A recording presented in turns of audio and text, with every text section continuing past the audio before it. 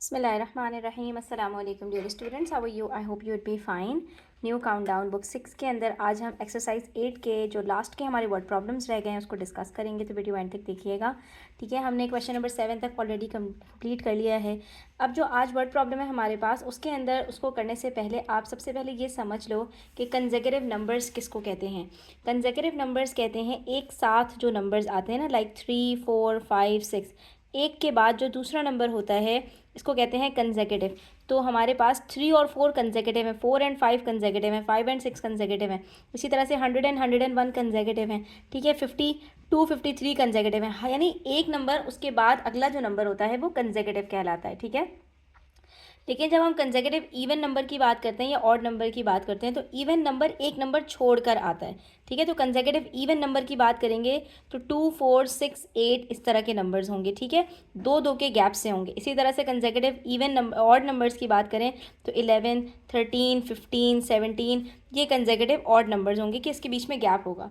तो ऐसे सिचुएशन में जब अगर हमसे कहा जाता है the sum of 3 consecutive even integers, तो ऐसे में हमने पहला जो इवन इंटीजर है उसको अगर हम सपोज करते हैं, suppose the first even integer is x, तो अगला जो इंटीजर होगा वो हमारे पास क्या होगा।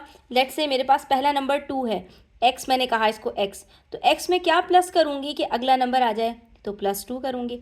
उसके बाद उसके अगले नंबर के लिए क्या करूंगी, एक्स में अब क्या करूंगी +4 करूंगी तो 6 आएगा। ठीक है, फोर्थ नंबर के लिए क्या करूंगी, एक्स में जो है वो 6 प्लस करूंगी तो फोर्थ नंबर आएगा।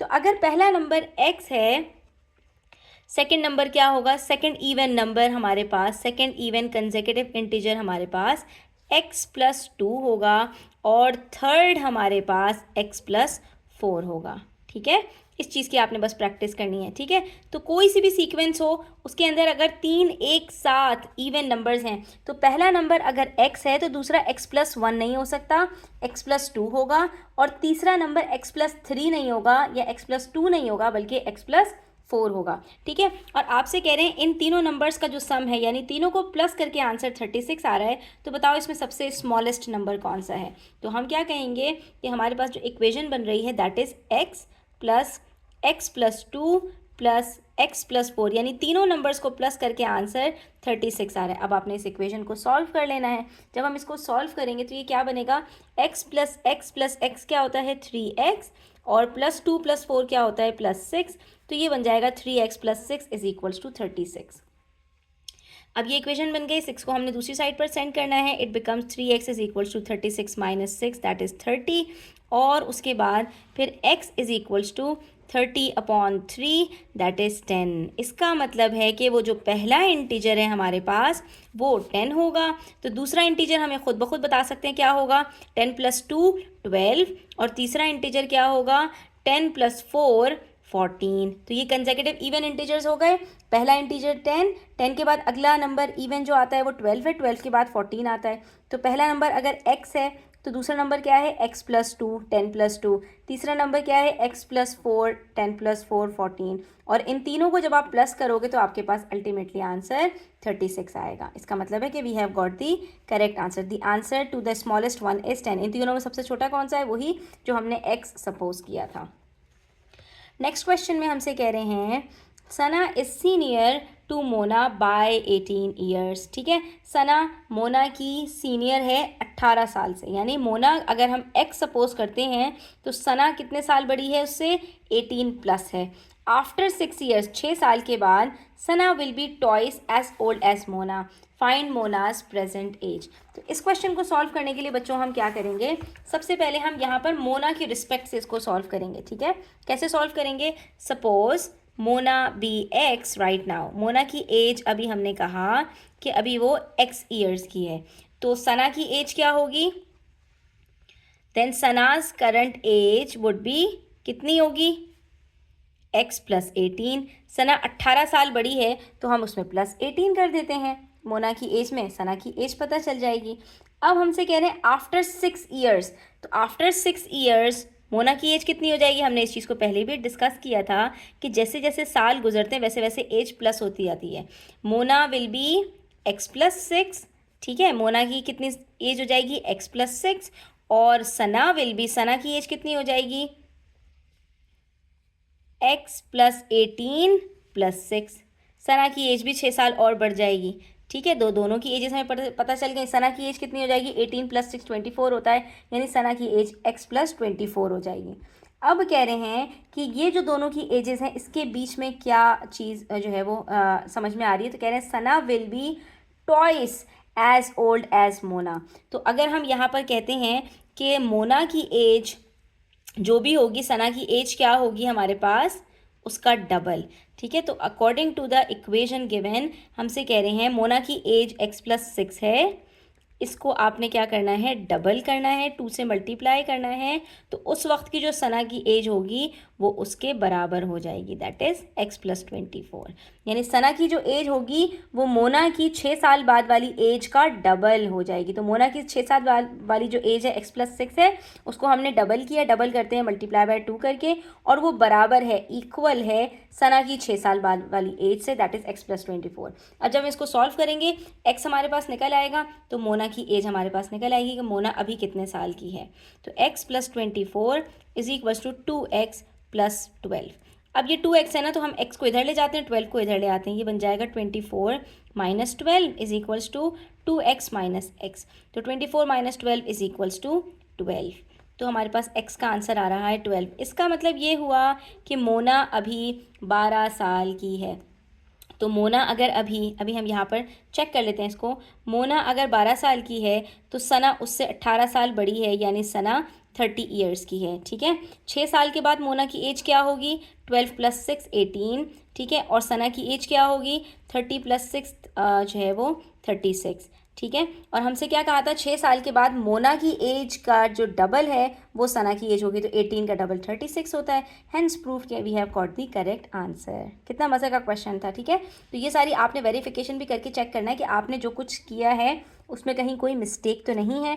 ठीक है, here comes question number 10 which says Rehan buys a book and a pen and pays ₹50 for both. ठीक है, रेहान ने एक बुक बाय की है और एक पेन बाय किया और उसके अगेंस्ट में ₹50 पे किए। ठीक है, बुक और पेन दोनों को मिलाकर ₹50 टोटल उसने पे किए हैं। पेन की कॉस्ट क्या है, बुक की कॉस्ट क्या है, ये नहीं पता, दोनों बराबर हैं, दोनों की कॉस्ट अलग है, कुछ भी मेंशन नहीं किया, बस बुक और पेन की कॉस्ट प्लस करके आंसर 50 आ रहा है।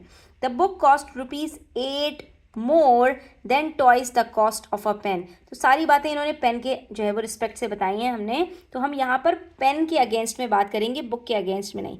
ठीक है, जब हम पेन को एक्स सपोज करेंगे तो सारी बातें हम बुक के हवाले से उसके साथ रिलेट कर पाएंगे। ठीक है, जो बात आखिर में लिखी हुई होती है ना, तो उसको एक्स सपोज किया करो। जैसे यहाँ पर इन्होंने कहा था Sana is senior to Mona by 18 years, तो हमने क्या किया था, मोना की एक्स जो एज थी उसको एक्स सपोज किया था। तो यहाँ पर भी हम यही करेंगे कि हमसे कहा है कि बुक की जो कॉस्ट है वो पेन की कॉस्ट का डबल में 8 प्लस करके ज़्यादा है, तो हम क्या करेंगे, पहले पेन की कॉस्ट को x सपोज करेंगे, तो खुद ब खुद हमारे पास twice the cost of pen कितना हो जाएगा, 2x, और 2x में 8 मोर देन कितना हो जाएगा, 2x प्लस 8, और 2x प्लस 8 क्या है, बुक की कॉस्ट, तो बुक की कॉस्ट हमारे पास खुद ब खुद निकल आएगी। तो कोशिश किया करें कि जब लीनियर इक्वेशन सॉल्व कर रहे हों तो रिवर्स वर्किंग करें, इससे ज़्यादा आसानी से आपका आंसर आ जाता है। तो हम यहाँ पर क्वेश्चन किस तरह स्टार्ट करेंगे, suppose the cost of pen be x, then the cost of book, तो फिर बुक की कॉस्ट क्या होगी, the cost of book be 2x, उसने क्या कहा था, जो है twice the cost of pen, twice the cost of pen क्या था, 2x, यानी x का डबल, और उसके अंदर क्या कहा इन्होंने कि ₹8 मोर, तो प्लस 8 कर दिया हमने, तो ये क्या बन गया, 2x प्लस 8। ठीक है, तो बुक की कॉस्ट हो जाएगी 2x प्लस 8 और पेन की कॉस्ट है x। और उसके बाद फिर हमसे क्या कह रहे हैं, हमसे कह रहे हैं कि इन दोनों की जो टोटल कॉस्ट है वो क्या है हमारे पास, वो 50 के बराबर है। ठीक है, तो हम यहाँ पर कहेंगे गिवन दैट, हमें ये बात बताई हुई है कि x और 2x प्लस 8 को प्लस करके हमारे पास टोटल ₹50 का बिल बना है। अब जब इस इक्वेशन को सॉल्व करेंगे ना तो खुद ब खुद x की वैल्यू निकल आएगी, पेन की कॉस्ट पता चल जाएगी, और हमसे इन्होंने बुक की कॉस्ट पूछी है तो इस एक्सप्रेशन में रखेंगे और बुक की कॉस्ट कैलकुलेट कर लेंगे। x प्लस 2x कितना होता है, 3x, प्लस 8 को दूसरी साइड पर भेजेंगे तो क्या हो जाएगा, minus 3x is equals to 42, x is equals to 42 upon 3, that is 14। इसका मतलब है एक्स जो हमारे पास पेन है वो 14 रुपीज़ का है। और कॉस्ट ऑफ बुक हमें पता है कि वो क्या थी, वो डबल ऑफ एक्स थी, यानी 14 का डबल। ठीक है, 14 मल्टीप्लाई बाय 2 किया और उसमें +8 कर दिया, तो 14 2 ज़ार 28, 28 + 8 इज इक्वल्स टू 36। तो इसका मतलब है बुक की जो कॉस्ट है वो 36 रुपीज़ है और पेन की कॉस्ट 14 है। इसीलिए हमारा जो बिल बना है वो 14 + 36 50 रुपीज़ का बना है। ठीक है, अगला क्वेश्चन देखो। इन 12 ईयर्स, 12 साल के बाद, a man will be twice as old as he was 12 years ago. यानी अभी की जो उसकी एज है वो 12 साल के बाद जो उसकी एज होगी, 12 साल की बाद वाली जो एज है वो 12 साल पहले वाली जो एज थी, यानी अभी की जो एज हो रही है, सारी बातें उससे रिलेटेड हैं। तो हमने यहाँ पर अभी की जो एज है उसको एक्स सपोज करना है। ठीक है, in 12 years a man will be twice as old as he was 12 years ago. ठीक है, तो अभी की जो एज है उसमें 12 ईयर्स प्लस करेंगे तो वो बराबर होगी, it will be equals to double of the age 12 years ago. यानी अभी की एज में से 12 माइनस करते हैं, उसको जब 2 से मल्टीप्लाई करेंगे तो वो बराबर हो जाएगी अभी से लेकर 12 साल के बाद वाली एज के। ठीक है, तो इसको हमने कैसे सॉल्व करना है, इसके लिए हम यहाँ पर सपोज करेंगे, suppose the current age of man is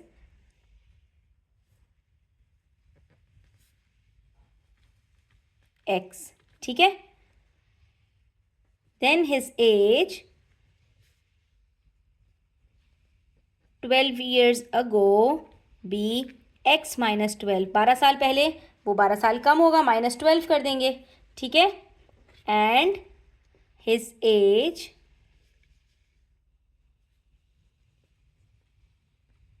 12 years later be x + 12। अभी जो भी एज है 12 साल पहले उसमें -12 एज थी। ठीक है, और 12 साल के बाद उसमें +12 हो जाएगा। ठीक है, अभी की एज की बात हो रही है ना, अभी की एज से 12 साल पहले, अभी की एज से -12 है, और अभी की एज से 12 साल के बाद +12 हो जाएगा। इन दोनों के बीच में कह रहे हैं क्या रिलेशन है, इन दोनों के बीच में कह रहे हैं इन 12 ईयर्स, ये जो 12 साल के बाद वाली एज है ना, इट विल बी टॉयस, ये बराबर होगी double of the age 12 years ago. ठीक है, तो हमारे पास ये जो सिचुएशन बनेगी, कह रहे हैं कि 12 साल के बाद जो एज होगी ना, that will be equals to, वो बराबर होगी twice of the age 12 years ago. 12 साल की एज के पहले जो एज थी ना उसका डबल कर दो, तो वो एज बराबर है जो 12 साल के बाद एज होने वाली है। तो अब जब हम इसको सॉल्व करेंगे ना, तो हमारे पास ये ईजीली हमें x की वैल्यू निकाल कर दे देगा, यानी उसकी अभी करंट एज कितनी है। तो x + 12 is equals to 2x - 24। ठीक है, x को इधर ले जाते हैं, 24 को इधर ले जाते हैं, ताकि वैल्यूज प्लस में ही रहें। तो ये क्या हो जाएगा, 12 + 24 is equals to 2x - x। ठीक है, 12 + 24 करते हैं तो क्या आंसर आता है 36, और 2x - x करते हैं तो आंसर आता है x। इसका मतलब है इस वक्त वो 36 ईयर्स का है। तो इसका मतलब है 12 साल पहले उसकी एज क्या होगी, 36 - 12, यानी 12 साल पहले वो 24 ईयर्स का था, और 12 साल के बाद उसकी एज क्या होगी, 36 + 12 यानी 48। तो इन्होंने हमसे यही तो कहा था कि 12 साल के बाद वाली जो एज है वो 12 साल के पहले वाली एज का डबल है। तो 24 × 2 48 ही तो होता है। तो उसका मतलब है हमारा आंसर बिल्कुल ठीक आया है। अभी वो 36 ईयर्स का है, 12 साल पहले 24 ईयर्स का था, 12 साल के बाद 48 ईयर्स का होगा, 12 साल के बाद वाली जो एज है वो 12 साल के से पहले वाली एज का डबल है। तो यहाँ पर हमारे जितने भी वर्ड प्रॉब्लम्स थे स्टूडेंट्स वो कंप्लीट होते हैं। आई होप कि आपको सारी चीज़ें समझ में आ गई होंगी। स्टिल कोई भी क्वेश्चंस हो, क्वेरीज हो, कमेंट सेक्शन में आप पूछ सकते हैं। इंशाल्लाह कोशिश करेंगे कि नेक्स्ट वीडियो के अंदर हम इसके मल्टीपल चॉइस क्वेश्चंस और जो रिवीजन के क्वेश्चंस हैं उसको भी सॉल्व करें। तब तक अपना ख्याल रखें, चैनल पर नए हैं तो सब्सक्राइब करते जाएँ, वीडियो अच्छी लगी हो तो लाइक करें, अपने फ्रेंड्स के साथ ज़रूर शेयर करें। टेक केयर, अल्लाह हाफिज़।